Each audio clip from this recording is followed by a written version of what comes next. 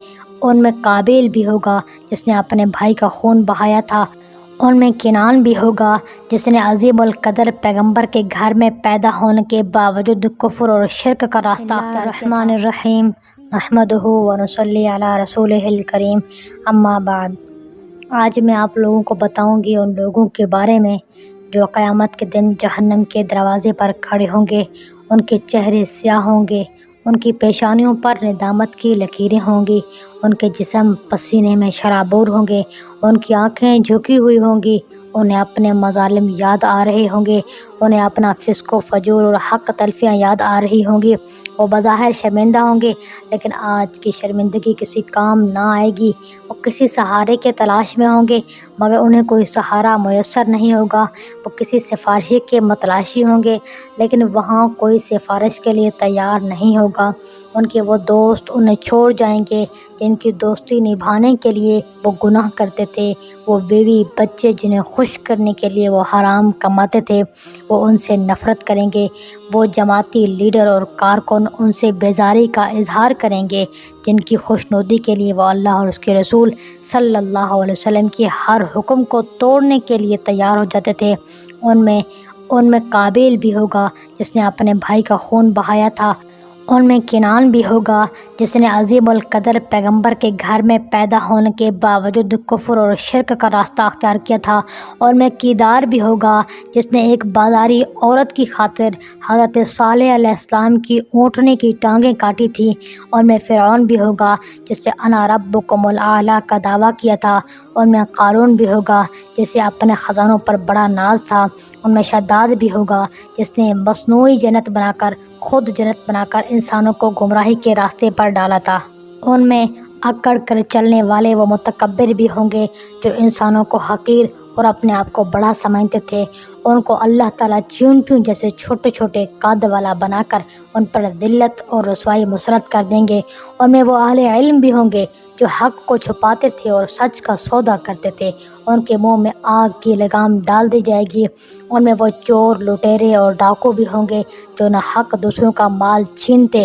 اور اڑا لیتے تھے، یہ مال ان کے پیٹھ پر لاد دیا جائے گا۔ ان میں وہ لوگ بھی ہوں گے جنہیں کسی کی زمین ظلماً غصب کی ہوگی، ان کے گلے میں 7 زمینوں کا طوق بنا کر ڈال دیا جائے گا۔ ان میں وہ لوگ بھی ہوں گے جو دنیا میں لگائی بجھائی کر کے دوسروں کے لڑنے کا تماشا دیکھتے تھے، ان کی زبانوں کو آگ کا بنا دیا جائے گا۔ ان میں وہ لوگ بھی ہوں گے جن کے پاس گزارے کے لائق سامان ہوتا تھا، لیکن وہ اس کے باوجود پیشے کے طور پر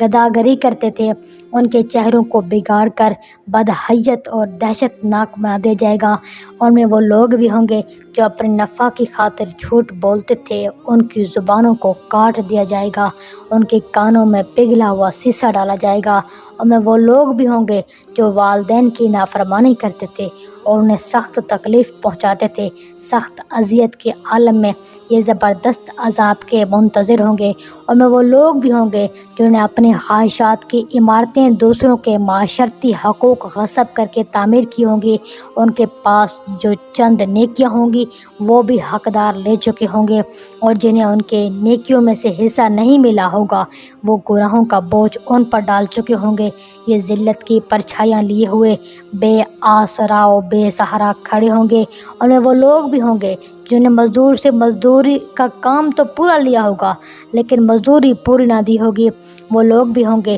جو خود تو پیٹ بھر کے خواب خرگوش کے مزے لیتے تھے، لیکن ان کا پڑوسی اور اس کے بچے بھوک کی وجہ سے کروٹیں بدل بدل کر رات گزار دیتے تھے۔ ان میں وہ لوگ بھی ہوں گے جن کے نزدیک کھانسی کا علاج یورپ کے ہسپتالوں میں ہوتا تھا، لیکن ان کا دوسرا مسلمان بھائی غربت کی وجہ سے اپنے شہر کے ڈاکٹر کی دوائی سے بھی محروم رہتا تھا۔ ان میں وہ لوگ بھی ہوں گے جن کی تجوریاں سونے چاندی سے بھری رہتی تھی، لیکن انہیں اپنے نادار بھائیوں پر خرچ کرنے کی طاقت نہیں ہوتی تھی۔ ان کے پاس ان کے سونے چاندی کو جہنم کی آگ میں تپا کر ان کی پیشانیوں کو، ان کے پہلوؤں کو اور ان کے پیٹھوں کو داغا جائے گا، ان میں وہ نام نہاد لیڈر بھی ہوں گے جو عوام سے جھوٹے وعدے کرتے تھے، جو اپنی لیڈری چمکانے کے لیے غریبوں کا خون بہاتے تھے، جو سبز باغ دکھا کر لوگوں کو بیوقوف بناتے تھے، جو پسے ہوئے انسانوں کے چندے سے عیاشیاں کرتے تھے، جو جھوٹ بولنے کو سیاست کہتے تھے، ضمیر فروشی کو وقت کی آواز، جو غداری اور ابن الوقتی کو مصلحت سمجھتے تھے، جو منافقت کو حکمت اور تدبیر بتاتے تھے، جو جلوت میں آتے تو کچھ اور ہوتے تھے اور خلوت میں جاتے تھے تو کچھ اور ہوتے تھے۔ ہاں میرے عزیزو، یہ وہ لوگ ہوں گے جو جہنم کے دروازے پر کھڑے ہوں گے، لیکن انہیں اس دن کی ندامت کسی کام نہیں آئے گی۔ تو آج سے ان کاموں کو چھوڑیے جو ہمیں جہنم کے دروازے پر لے جانے والے ہیں، ان کاموں کو اپنائیے جو ہمیں رسول اللہ صلی اللہ علیہ وسلم کے وفادار ساتھیوں میں کھڑا کرنے والے بنے، ان اعمال کو اپنائیے جو ہمیں رسول اللہ صلی اللہ علیہ وسلم کی غلاموں کی فہرست میں کھڑا کریں۔ امید کرتی ہوں میری باتیں آپ کو سمجھ آئی ہوں گی، مجھے دعاؤں میں یاد رکھیے گا۔